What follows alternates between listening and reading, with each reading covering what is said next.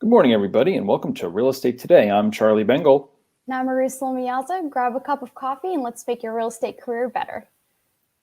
Happy Monday, Eyerusalem. I hope you had a great weekend. What do we have in the news today? Well, listing prices hold strong. Sellers not cutting prices amid low inventory market. So it's official. The coronavirus pandemic has pushed inventory levels even lower, tilting the market environment in favor of the sellers who aren't budging on price. According to a Meaza report, as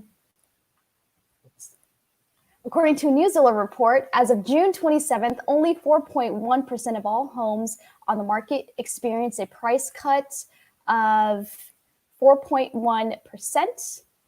According to a Meaza report, as of June 27th, only 4.1% of all homes on the market experienced a price cut, lower than this 5.6% at the same time last year. Price cuts flatlined from February through March at 4%, according to Zillow. April saw an annual low of 2.9%. Of the 50 largest U.S. metros, the following have the lowest share of listings with price cuts: New York, 2.8%, Miami, 3.3%, and Riverdale, 3.8%. These metros have the largest share of price cuts: Denver, 9.1%, Indianapolis, 7.4%, and Chicago, 6.9%. In April, a Zillow survey reported that 59% of sellers believed the pandemic would create a buyer's market. However, with inventory down 21% year over year and coupled with high buyer demand, homes are selling quickly and are receiving multiple bids. This may be our strongest signal yet that sellers have the upper hand in the housing market today, and they know it, said Jeff Tucker, an economist at Zillow. Many buyers still think they can make lowball offers and score a great deal in the midst of today's economic turbulence, but sellers are holding firm on list prices. For sale inventory has been setting new record lows this spring, so sellers know that buyers are starved for options. Despite the lack of price cuts, sellers are still able to sell their homes faster than they did this time last year. In other news, more home buyers are applying for loans, and they're ready to close. Mortgage applications to purchase a home increased 5% last week and are now 33% higher than a year ago, the Mortgage Bankers Association reported Wednesday. Record low mortgage rates last week prompted a spike in activity. Homebuyer demand has proven strong since mid-May as some states started to reopen after sheltering in place to slow the COVID-19 outbreak. Buyers reemerged and are rushing to take advantage of low mortgage rates. Mortgage rates declined to another record low as renewed fears of a coronavirus resurgence offset the impacts from a week of mostly positive economic data, such as June factory orders and payroll employment, says Joel Kahn, an MBA economist. Should real estate agents disclose if their clients have COVID-19? An incident where an agent was fired for showing a home while failing to disclose the sellers had tested positive for COVID-19 has set off a debate in the real estate industry.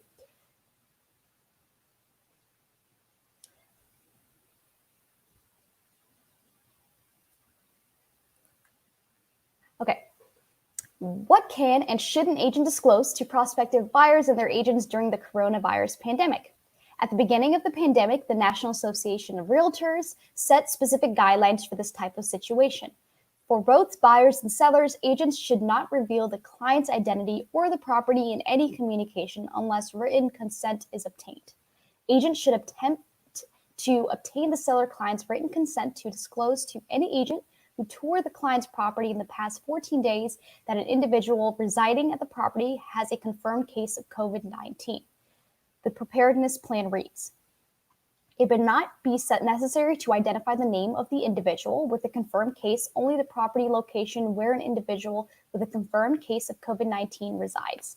Agents should also notify the most senior human resources staffer at their brokerage that there's a chance that they may have come into contact with someone that tested positive for COVID-19. Many realtors say they're prepared for a second wave. Real estate, like many other industries, are forced to adjust to the COVID-19 pandemic, from changing home tour procedures to embracing virtual or socially distant closings. Now, some cities and states are reversing their reopening plans as coronavirus cases surge, but many real estate professionals say they're better prepared for the impact on their businesses. 19% of realtors say they're very prepared for a second wave of COVID-19 cases, and 39% say they're somewhat prepared, according to the National Association of Realtors Market Recovery Survey, which is based on responses from about 2,300 members. Of those who believe there might be a second wave, 30% say they feel more prepared because they have a better idea of what to expect.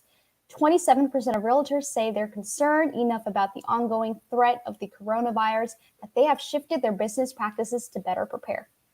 The biggest way real estate pros have adapted their business centers on showing properties virtually. Online home tours have influenced more buyers to submit offers on homes they've never physically visited, with 26% of respondents saying their buyers who put contracts in this week took such a course of action. Real estate pros are finding that they need to be responsive to the buyers and sellers' evolving needs too. Some home shoppers, for example, have shifted their housing preferences since the pandemic. The most common home features buyers recently requested are home offices, space to accommodate a family member new to their household, like an older adult, newborn baby, or a pet, a larger house with more personal space, and a yard for growing vegetables. Also, as remote working continues, 22% of realtors report that their buyers are becoming less concerned with commute time when shopping for a home. Charlie, what's going on with rates? Rates continue to be amazing, Eyerusalem. 30-year fixed, 3 and an A, 30-year jumbo. We're still seeing rates below 3% at 2.875. FHA and VA have been holding steady at 2 3/4. So it remains to be a great time to get a mortgage. What's going on with the market?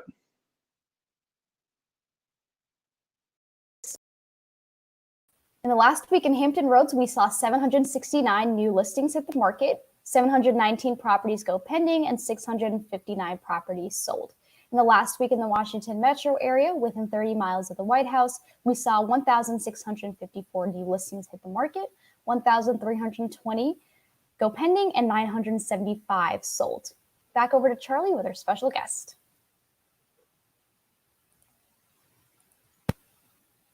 Thanks, Eyerusalem.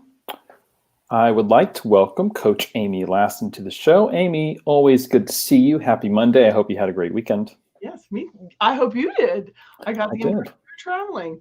I am back in DC for a number of weeks. Some stuff that I need to take care of up here. So it's leaving one hot spot and from Florida back to here where things are a little bit more under control. So it's good to be back in the district for a couple months. We've got some really good topics this week. Today, we're going to be talking about how to win listings and what the steps are in that process. Wednesday, for those that have not been paying attention, is tax day, or it may be extension day for you. So if you've not been paying attention, you need to be doing something with the IRS no later than Wednesday, the 15th of July. In celebration of that, we're going to be discussing expenses and income tracking in QuickBooks, a cheap and easy system. So we're going to take some screenshots of that, go over that for those that are struggling to track income and expenses. And then Friday of this week, we're going to begin a deep dive into listing presentations that we expect is going to take us into next week. So that's a preview of what's coming up over the next week. Today, however, how to win listings. Eyerusalem was just telling us that only 4% of listings nationwide recently are getting a price cut.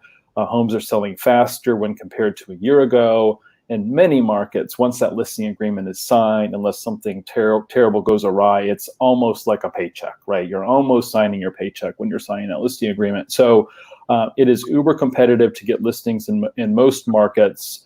So let's talk about how to win those listings if you're going to be in a competitive environment. I know lots of people watching and that may watch this in the future. They wish, wait, and hope.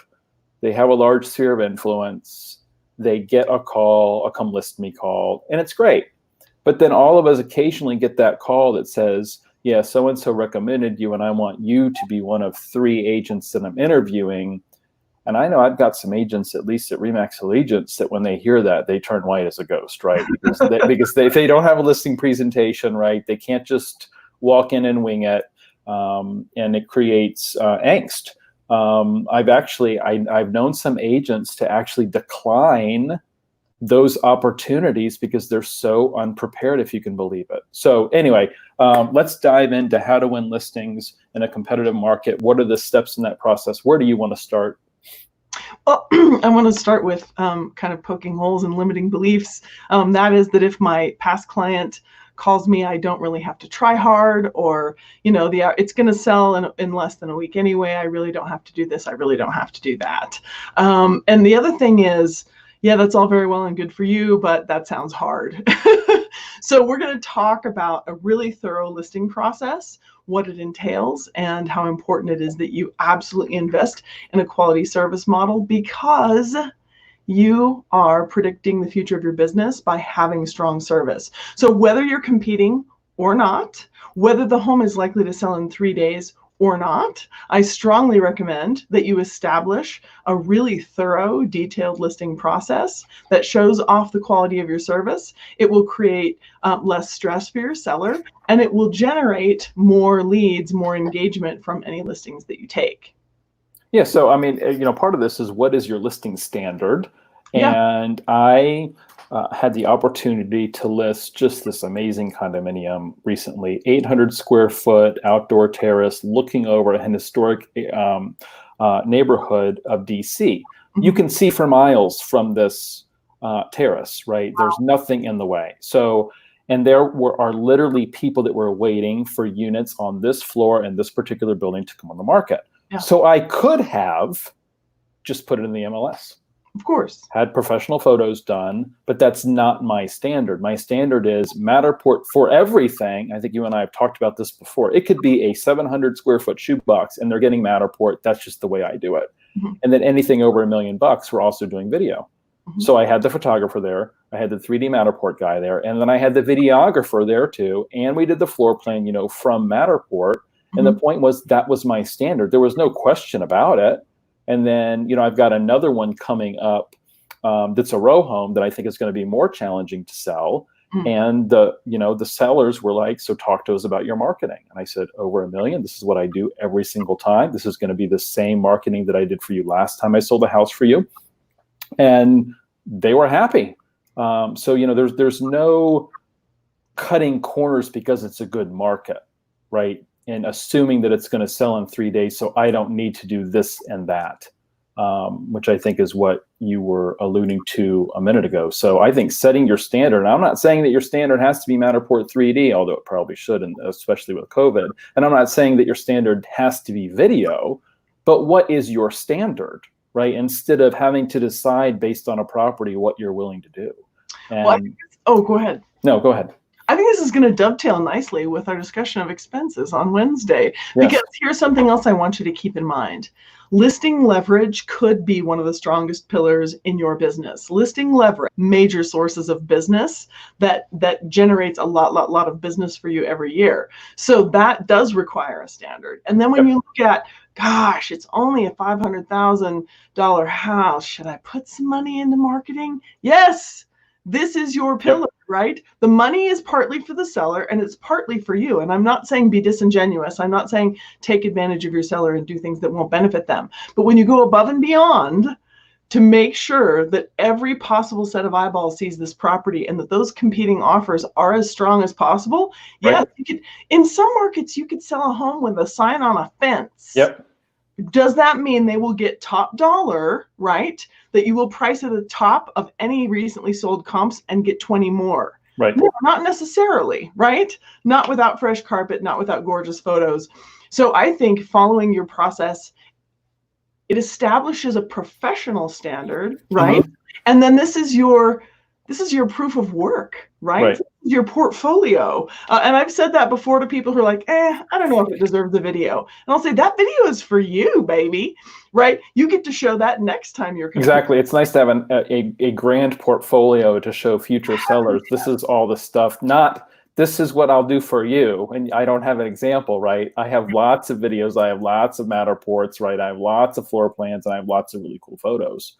I will tell you, I have several coaching clients who have leaned hard on video in every possible way in the business for their listings primarily, but in every way. And they have not been very good at following up with their sphere. They're not doing the hi, how you been? They're not popping by with an herb in the spring. Like, they have not done the faithful sphere of influence nurture that we've talked about. However, their proof of service, suddenly the phone is blowing up. People are calling to say, I want so-and-so to work with you. I referred you to my mom. I've seen how great the work is that you do. So they knew them already, right? These are the people who know, like, and trust them, but now they trust them even more because they've seen the quality of their work. So I think when we talk about listing process, I want to encourage you to follow routines, and we can actually outline every single element of what we're talking about, the strong listing process. Right now, we're just talking about marketing. And I want you to keep in mind two ways of trying. This is why I say we're dovetailing with expenses. Keep in mind a cost of sale. So I go in to take a listing. It's an $8,000 listing. Maybe I have a budget in mind for such listings. I never spend more than X on staging, photography, video, whatever that might be. You come up with your cost of sale that you're comfortable with.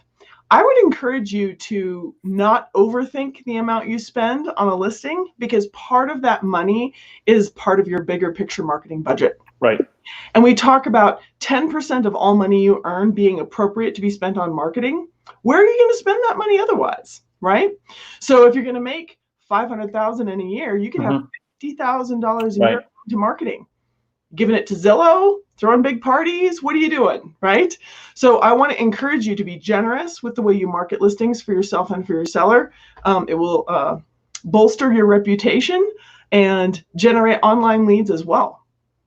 Well, yeah, I mean, I was talking to a coaching client last week about the importance of having listings, right? If you have listings, you're going to have customers. It's like if you walk by Pottery Barn in the mall and there's no furniture, right? And the sales associates are in there and they wonder why no one's in the store. There's no sofas. There's no buffets. There's no lamps. That's an agent without listings. If you have listings, if Pottery Barn has inventory, Pottery Barn has customers. If you as an agent have listings, you're going to have people coming to your store, right? So anyway, where do you want to start with? Okay, so personal standard, what's your cost of sale? Spending 10% of what we earn on marketing. Big picture, right? Big picture stuff. What's next today in this process? Start with the beginning, because today we're talking about winning the listing, right? Yes. So I've had this happen a couple of times lately where, yes, it was a referral. Yes, it was someone I know, but I was also competing. And I failed the first time. This is recent. Our state had very, very strong guidelines with regard to COVID, and I will not violate them. I won't. So the woman came to my door, actually. She's in my neighborhood. She was not wearing a mask. She was standing closer than 6 feet from me. I don't want to be rude, but so I told her, this is how we do this. And when I showed up at their house in mask and gloves, I think they were a little put off. And I told them that I had all this wonderful marketing to show them. I was the third agent. They were kind of over it by then. They didn't really want to participate in the Zoom meeting. I should have done it differently, and I did the next time. I turned my pre-listing presentation into a flip book, and I sent it via BombBomb with a video to the people long before our Zoom meeting. So the first touch was that pre-listing communication, and I'd be happy to share the screen and show you the flip book. But it had a little bit of wow factor. Then we did the Zoom meeting, and I was able to walk them through the comps and really talk about, what do you want to do? What do you know your property needs? And then schedule a time to come over. So by the time I showed up at the house in mask and gloves, we had a lot of rapport built and we had a lot of professionalism established. There was a lot of service already being offered, and they were happy with me and they chose me. So I think winning now, you really need a virtual listing plan in place. You need to implement it right away. The minute you have the opportunity, you need to be sending the video, you need to be sending the links, you need to be educating them before you ever interface with them on Zoom or in person about what you're going to do to earn their business. Good. So a quick plug, the RE/MAX Allegiance pre-listing book comes in an electronic format, right? So you're able to send that out if you're meeting with somebody virtually. If you're going to be meeting with them in person, you can still send the physical book out, by the way, right? So I will always be an advocate of sending out that physical book, because when's the last time you got a book in the mail, right? That, that said, what about the questions that you ask a seller? Because I think this is so important. The questions that you ask a seller before you actually meet with that seller around motivation, around what price are you all looking for, around, hey, what's your plan B if this doesn't sell? I realize that's unlikely in this market, but is there a plan B? Or, oh, hell no, I'm moving to Florida in 2 months, right? Job transfer, this thing is going to sell, right? That's, it's good to know some of that stuff. So why don't you talk a little bit about those preliminary questions, if you will? So absolutely, those are the elements of the big picture process. Always follow the seller questionnaire, and we do have a copy of that on the Allegiance Way. Mm-hmm. So don't forget to ask the basics, right? To find out that there's someone else on title who wasn't a part of the decision making, and now there's no chance because they didn't hear your pitch. Right. So follow all the things that, Charlie, that you talked about. I love the what's your plan B question. I wouldn't say if it doesn't sell, because I think that's confusing. I would just say what's your plan B, and they might go, what? There's no plan B. Right. That helps, right? But in different markets, sometimes people are just testing the waters, or there's lots of reasons that they've called you. So absolutely follow a detailed seller questionnaire, then send them your pre-listing communication. I have a friend who also then sends a Google form that is more of a inventory of the house kind of a thing. Okay. How recently did you service your furnace? What sorts of things need to be improved in your home? And all of that happens before the actual appointment. And in the appointment, so we're up to step 4, in the appointment, you go over the comps. And for most of us, you've got to look at the stats and the market trends bigger picture also, because those few comps may or may not tell the whole story. I think most of us are seeing that you could pull up the comps, and the highest, most recent sale, even if it's a super similar property, is under what they're probably going to get. Right. So you have to do a little bit of predictive pricing, but to show them the trends, show them days on market, show them list to sell ratio, are people getting closing costs, things like that. Have that conversation, and then show them the marketing plan and talk about the home improvement plan. After that, you need to send them their seller homework, and then have detailed steps for tracking under contracts. Well, I skipped a step. Most of us need a spreadsheet for analyzing competing offers. If you're going to get 10 offers, don't just spread them all out and have wait, that one had the clause, wait. Right. So you really need to do the best that you can to help yourself and your client evaluate their options, then have an under contract checklist and a post-closing follow-up plan. So I would say those are the elements, and then don't have them in your head. Have them in Google Drive, have them in Asana, have them someplace, have them in Trello, so that you can be providing consistent service every time. Good. So where does staging come in? Your concierge service? We have been talking for the better part of a year now about getting away from, well, I've got a guy for that, to, oh, I have a concierge service. This is what I offer, right? And kind of like what you were describing at the top of the show, when it comes to how much do you want to spend on marketing, don't be cheap. How much do you want to spend on concierge? If anything, right? So we have some people, depending on the list price, some agents cover the staging. Some agents don't. Some agents cover the consultation, right?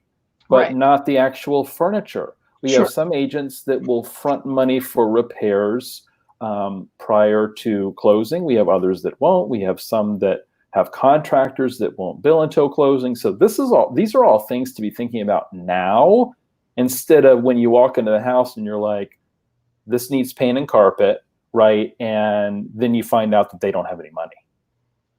So what is the plan B? Have you asked your contractor? Right. Hey, I give you tons of business. On some occasions, will you take payment at closing, right? That does not mean that the agent is getting in between the deal between the seller and the contractor. I want to be very clear about that, right? The contract is still between seller, contractor.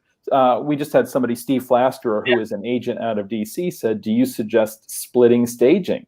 I think we've all done that. I think we've all paid for it. I think we've all, in some cases, had the client pay for it. I think a lot of it depends on the circumstances, how much staging is needed, what the commission is going to be. I don't know that it's one size fits all. I would just challenge everybody to be thinking about these scenarios ahead of time. But I can have a plan. I can give some examples. And I agree with you, Charlie, that we do take it case by case, but I think having a staging standard is hugely helpful. Yes. So saying I always do X and sometimes I do Y, even to yourself, helps. So Steve, what I pay for a staging consultation every single time. Every once in a while, I've had someone absolutely refuse, and those are kind of difficult clients who refuse to allow anything about their property to be changed prior to photography. I've had people refuse the recommendations of the stager. And for those of you who don't know what we're talking about, in my case, it's a very detailed 2-hour visit. Okay. Professional stager. She takes a very detailed inventory and then she gives them a massive amount of homework. It includes things she thinks they need to improve, things that need to change. I actually don't normally tag along. She does the heavy lifting for me. Right. I'm in the listing presentation and they're saying, Amy, do you think, should we get rid of this? And what do you think about that? And I have made the mistake before of being honest and really having it backfire, having them upset at me that I said something unkind. And so I mean, telling somebody to take down the shrine of their favorite son can be a very sensitive subject, and having that come from a third party, I think, is just money, right? It's just totally worth it. It's totally worth it. And so what I say now, and I try to not sound disingenuous, I'm as honest as I feel is appropriate in the moment, but I usually say something like, that is an excellent question. And you know what, honestly, there's a reason I hire a professional. She's going to come in here and she's going to give us all the big picture recommendations. And then we can take her recommendations and talk about whether or not we're in alignment with everything she thinks is appropriate. Because I've had my stager recommend a really big paint job that my client refused to do. And we lived with it. So that's how I pitch that, Steve. And that is my absolute standard no matter what. Now, I've had other situations where I have paid for a lot of my stager's time and they have paid for furniture rental. I paid like $900 for her time just to get the furniture arranged. And they paid for 2 months of furniture rental, which was about $700. And I strongly recommended it. I said, I think, guys, there's no question that this is going to benefit you. I had one recently where I had a friend who just is really good at staging. She had a ton of furniture she was getting ready to sell. And I asked her to look at my listing. She said, no problem, I'll do this. It was $1,000 total. This woman brought her own things in and then left them there for 2 months, and we split it between us, $500 each, except for the fact that my client hated it so bad she cried. It was actually really economical and it looked great. But my client was very analytical and she really hated having her house made cute. Wow. Yeah, that's a whole other story. But so Steve, those are some of the standards. I have a friend who used to do all the staging herself. And by the way, as a coach, I strongly recommend that you not be your own photographer, that you not be your own stager. You think you're an expert, you think you're excellent. I say, if you're that ding dang good, then go run a business doing that. Because when you divide your attention with multiple specialties, it really does bog you down. It makes it hard. Takes away from your primary business, right? It absolutely does. Sure. So she finally wised up and transitioned so that someone she knows now runs that very structured staging business. And this is the model. Every single listing she takes is required to pay the $2,500 to her stager. It's a part of what she requires, and you'll do it or she won't list your house. And it's fascinating to me, and she makes that work. And it involves bringing cool things in and really making every property look ready for a magazine cover. Right. Good. Okay. Something else to add around staging. In my standard, I will not list a vacant house without staging. Because I just think it looks terrible. And I think that buyers do a terrible job of visualizing their own stuff in a house. You may think that the house looks big or empty, but we all know it actually doesn't. It looks smaller. And I think listing an empty shoebox is just a terrible idea, right? So, I mean, work it out. At least stage the main rooms. You don't have to stage the third bedroom, perhaps, but at least the master bedroom, the living room, and whatnot. Okay, so as long as we're going deep on staging, I have one other recommendation. Sure, yeah. I got this from one of my clients this week. She said she does virtual staging, and it's actually not allowed in her MLS. So here's how she uses virtual staging when appropriate. She pays for the virtual staging so that in the photos, the property looks furnished and it looks perfect and it looks beautiful. And then she has them printed on these huge posters and puts them around the property. So when people come and view the property, they see it as it is, clean and empty. But then they see the photos of what it looks like furnished. She said it has tremendous effect. Yeah, that's a cool idea. Very economical. It doesn't attract online because the MLS does not allow virtual staging. But I thought that was also a great tip. Interesting. I have seen some MLSs. There's two photos, right? You have the photo of the empty living room, and then the next photo is the one that's been virtual staged, which is clearly an MLS rule, right? Or people wouldn't be doing that. Yeah. Any last minute comments to wrap up today? I know we're running a little bit over. So please go to theallegianceway.com and take advantage of the listing resources we have. Create a master listing process. Start to practice following it. Charlie, the thing that I am noticing about the people that I coach is everyone is hoping that they could just find out what that super successful agent is doing. Could you tell me real quick? Just real quick. Nothing is that quick. Building a business and building your skill takes time, so please be patient with yourself. Promise to get better over time. Commit. I spent so many hours on Saturday looking at a new system, and I just really went deep. It took my whole Saturday. I could have been hiking. I could have been gardening with my daughter, which maybe sounds like I made the wrong choice. But I won't do it every Saturday, but I really committed and I got so much out of it. So commit to growing your skill, commit to growing your process and service, and know that a year from now, you'll be a way better professional. So don't just try one little thing and say they're wrong, that didn't work. Really, really commit to practice. I like it. Progress, not perfection. Absolutely. As we say, these things take time. Always good to see you. We will see you back here Monday morning. Coach Amy, back over to you, Eyerusalem.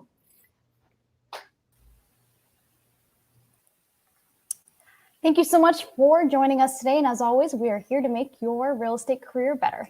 Take care, everybody.